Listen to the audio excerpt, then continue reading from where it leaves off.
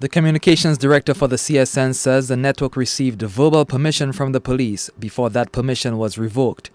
Andrew Antoine claims political pressure is what caused the change.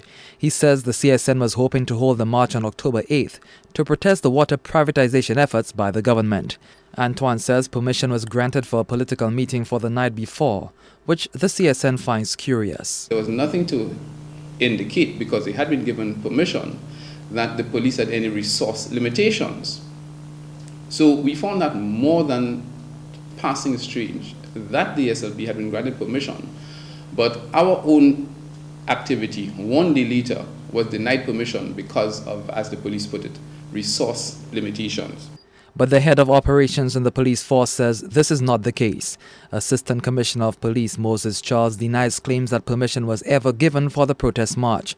Charles says it is much easier to police a political meeting than a protest march in the middle of the city during peak hours. The claim that the decision that I took was politically influenced is incorrect. I have a job to do, and I will do it to the best of my ability. I felt at the time that we would not have enough security measures in place, as well as traffic management measures, to ensure the safety of persons who would be involved in that march. Still, Antoine insists that the administration had a hand to play in the denial. He says since the march would coincide with the Commonwealth Finance Ministers meeting here, the government was afraid that the international community would pick up on the protest, and that would cast the administration in a bad light.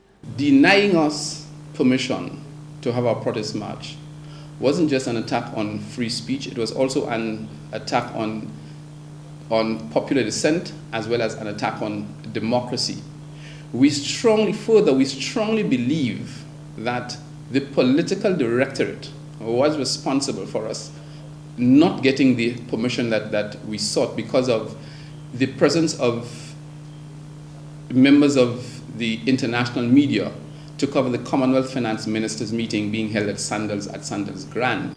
The Assistant Commissioner of Police says he has worked with the CSN in the past and just asked them to reschedule the march.